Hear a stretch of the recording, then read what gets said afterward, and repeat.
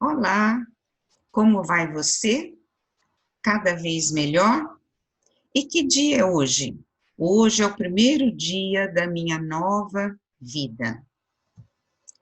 Eu me chamo Célia Regina, sou voluntária do Amor Exigente de São José do Rio Preto, estado de São Paulo.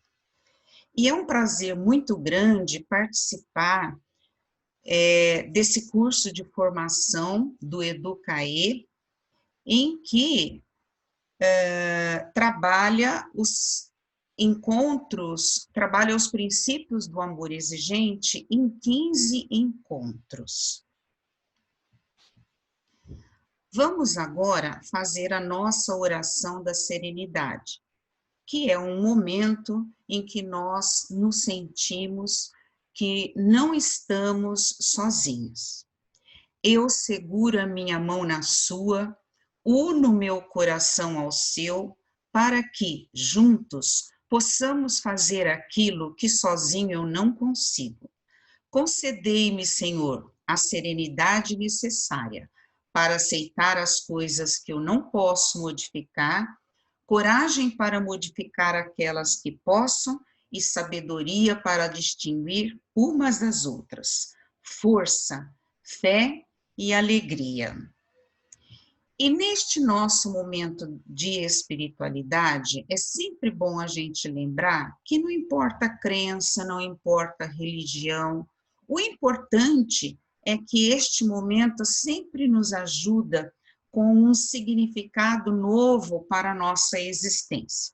E foi pensando nisso que escolhi essa parábola, Lição do Monge.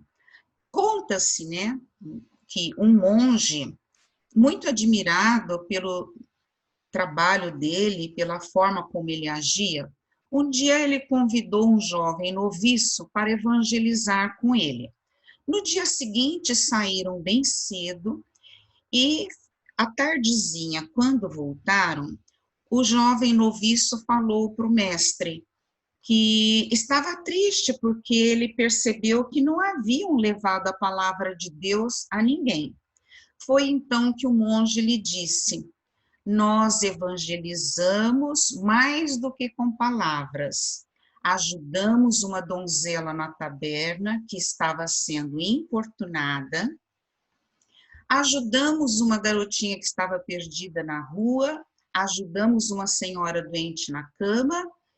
E depois de enumerar mais algumas ações praticadas por eles naquele dia, o monge finalizou: meu jovem, aprenda esta lição.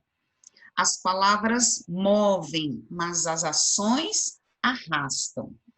Então, nós entendemos que todas as boas atitudes nossas, todas as boas ações, todos os nossos comportamentos para o bem do outro é que evangelizam muito mais.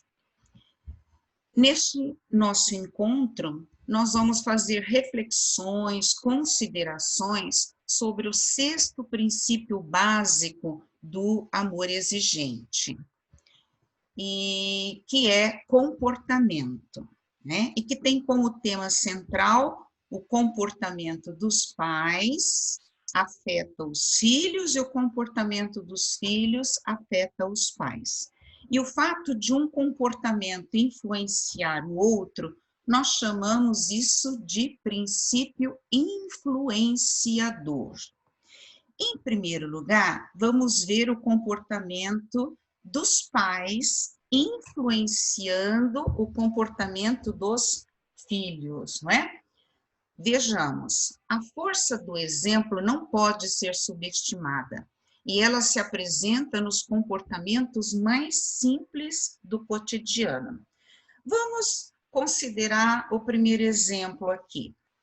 Um pai sempre diz para o filho que não pode mentir, porque mentir é desonesto, porque mentir é antiético, Mas um belo dia, na hora do almoço ou do jantar, o telefone toca e ele fala para o filho: olha, filho, você vai atender.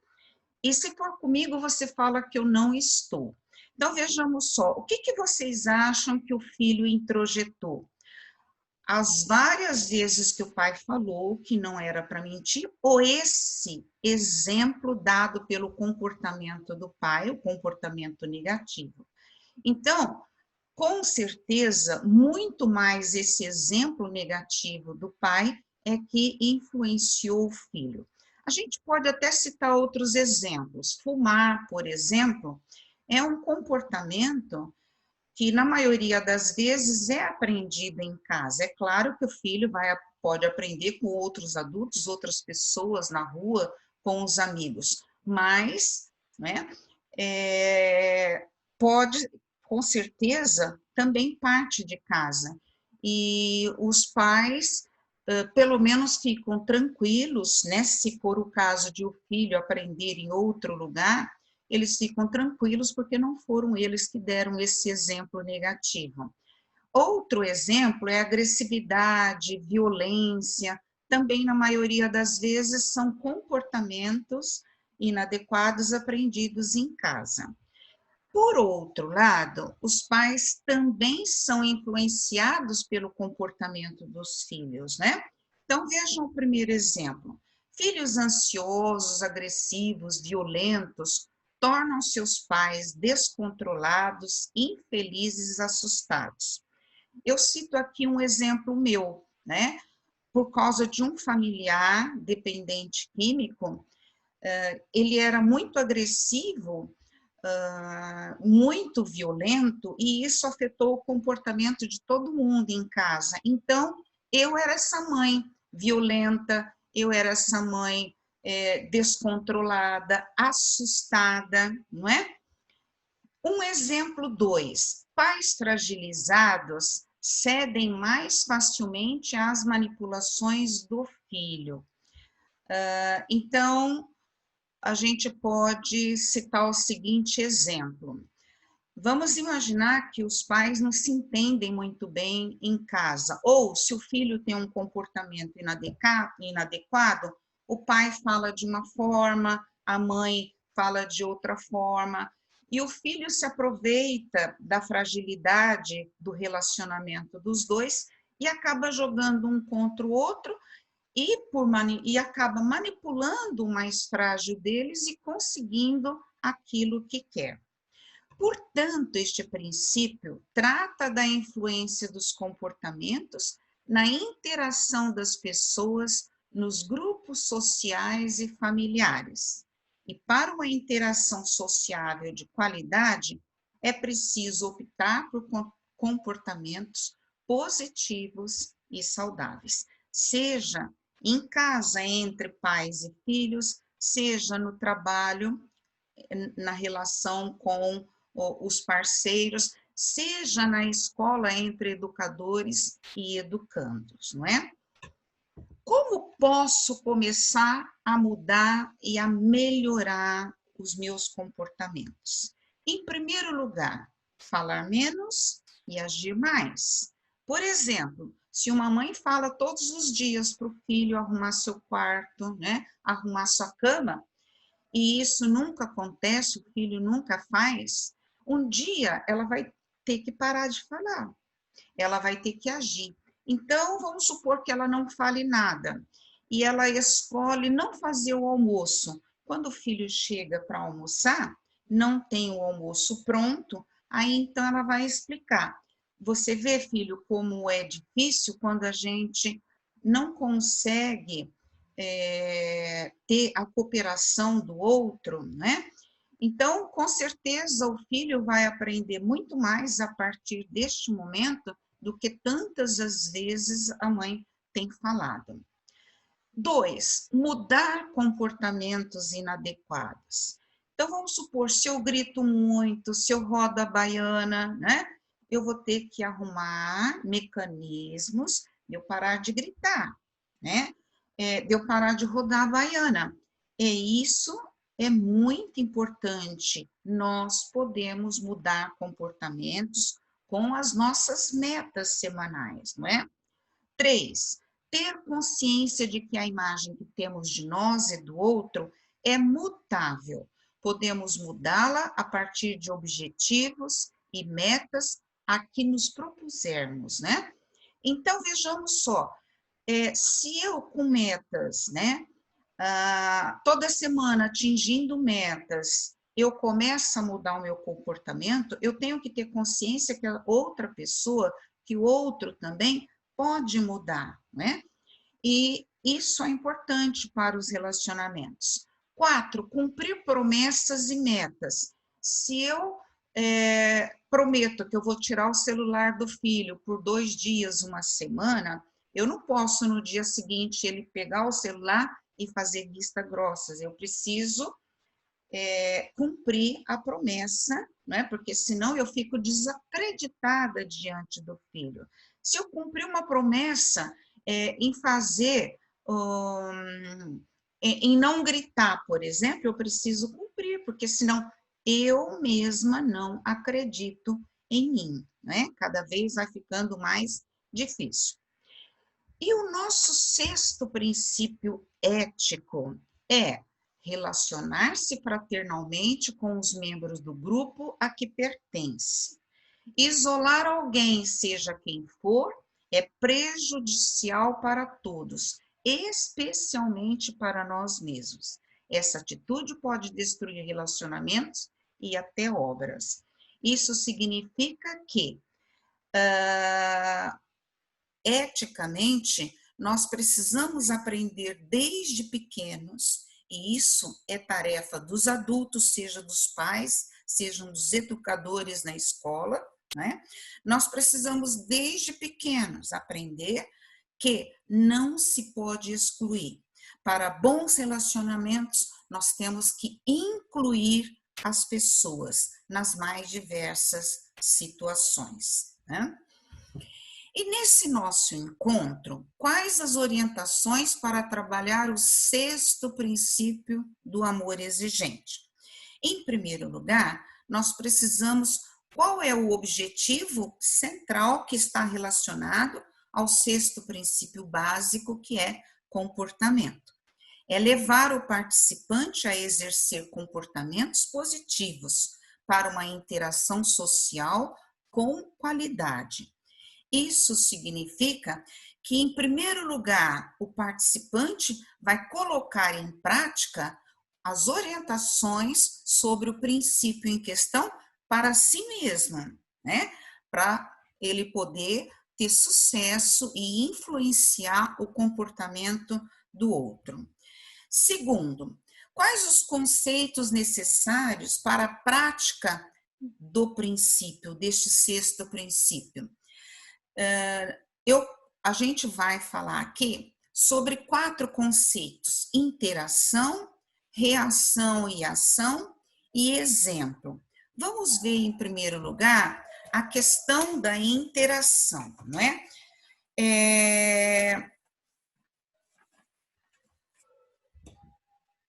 Como o próprio nome diz, interação é a relação entre o eu e o outro. Para a gente ter um relacionamento saudável, né? Seja com os filhos, seja entre pais e filhos, seja entre educadores e educandos, seja em ambientes de outros grupos sociais, são fundamentais 4 fatores: papéis definidos, comunicação clara, cooperação e transparência. O que são papéis definidos? Nós precisamos entender que nas nossas relações, nós precisamos saber quais são os deveres e os direitos de cada um, sejam dos filhos, sejam dos pais, sejam dos alunos, sejam dos educadores, né? Esses papéis. Isso é extremamente importante. Eu me lembro de que eu trabalhei por muitos anos numa empresa de ensino. E essa empresa, logo no início do ano, ela entregava uma pequena cartilha de normas, colocando quais eram os papéis, quais eram as normas para o aluno, os seus direitos e os seus deveres. E nas reuniões, né, de início de ano, os professores também sabiam quais eram os seus direitos e os seus deveres. Isso é essencial, isso precisa ficar definido nas relações, certo? Comunicação clara é comunicar-se de modo eficaz, é dizer aquilo que tem que ser dito. Isso significa, é muito importante, né? Porque não se pode deixar margem à dúvida, né? Não se pode deixar como que parecendo que está faltando alguma coisa na comunicação, né? Cooperação. As pessoas nos relacionamentos precisam entender que elas são responsáveis pelas coisas dela, pelo ambiente dela, né? Mas também ela precisa ver as necessidades do outro. E isso é fundamental também para o relacionamento. E transparência. A transparência significa que as pessoas precisam ser honestas, precisam ser francas, né, nos seus relacionamentos. Porque, senão, o outro não se sente seguro. Um filho não se sente seguro com um pai não honesto, né, uma mãe que não é franca. Assim também um aluno em relação ao seu professor e no ambiente de trabalho. Esses elementos são, portanto, fundamentais nos relacionamentos humanos. Outros conceitos que a gente vai verificar junto: reação e ação. O Amor Exigente é um programa que estimula a ação, estimula o agir e desestimula a reação, desestimula o reagir. Por quê? Porque diante de um comportamento inaceitável de um filho, de um aluno, por exemplo, pais e educadores não podem reagir com outro comportamento também inaceitável. Eles ficam desacreditados. Vejamos, então, como é que a gente vê isso por meio desses dois exemplos aqui. Se a gente tem uma criança em que a mãe nega alguma coisa, por exemplo, então o filho reage com grito, com choro, com chantagem, não é? Uma reação da mãe seria ela também gritar com o filho, não é? Rodar a baiana literalmente. E isso não é aconselhável, ela precisa agir. Qual seria uma ação aconselhável? Aplicar a sanção adequada para aquele comportamento da criança, ter uma conversa séria. É bom a gente falar aqui que é claro que na hora em que a criança, o jovem está reagindo, dificilmente a gente consegue ter essa conversa séria de modo imediato. Muitas vezes a gente precisa esperar passar um tempo, né? E às vezes até dias, e fazer uma elaboração do raciocínio, tá? Refletir como é que nós vamos conversar com a criança, com o jovem, e a gente depois chama e fala assim, ó, lembra esse dia, essa sua atitude? Aí então o jovem também já vai estar, ou a criança já não está mais naquele momento, né, de nervosismo, né, de choro, então a conversa é muito mais produtiva. Veja, a mãe agiu. Se é um filho adulto, por exemplo, ele falta do emprego e a reação dele é contar uma mentira lá no trabalho, né, apresentar um atestado médico, né, e muitas vezes ele nem ficou doente. Uma possível reação dos pais seriam fortalecer esses mecanismos do filho, né? Também contar uma mentira, ligar para a própria empresa do filho e reforçar a mentira, né? Às vezes o pai ou a mãe até levam um atestado médico lá, não é? Isso não é adequado, porque os pais também estarão reagindo. Uma ação adequada é deixar o filho aguentar as consequências. E muitas vezes essas consequências podem ser até a perda do emprego, não é? Mas é lógico que ele vai aprender muito mais e ele vai desacostumando a reagir. Ele também vai modificar o comportamento dele. E o nosso quarto conceito é o exemplo, não é? Nós vemos aqui imagens em que nós temos comportamentos saudáveis, né, dos pais influenciando os filhos, não é? Como a gente diz, são os comportamentos que arrastam, né, tá? Que levam, que movem as ações, os comportamentos das crianças e jovens também. A gente pode citar também outros conceitos necessários para a reflexão, né, desse princípio, desse sexto princípio.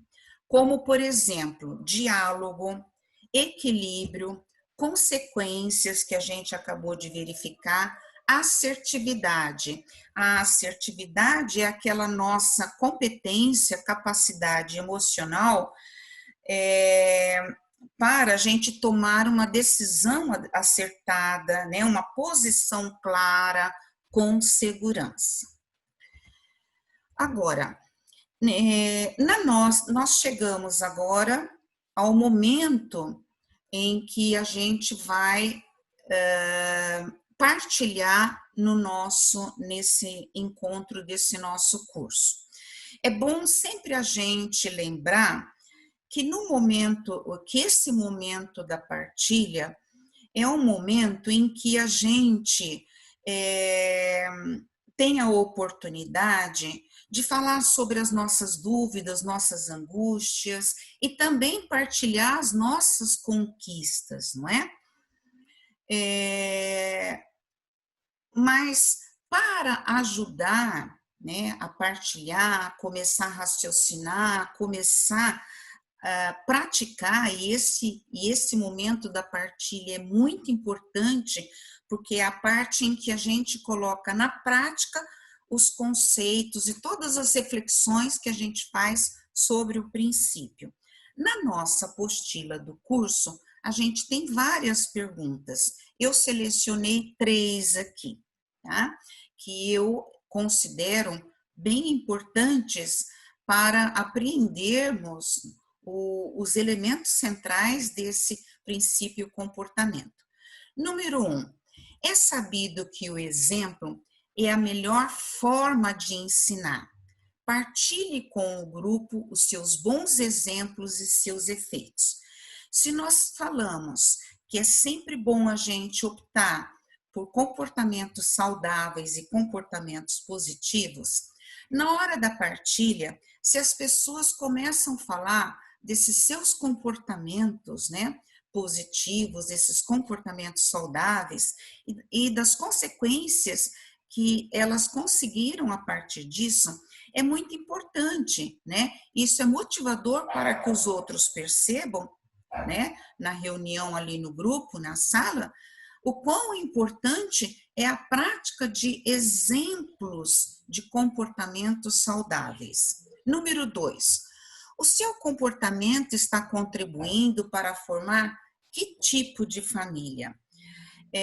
Então, eu vou fazer uma reflexão.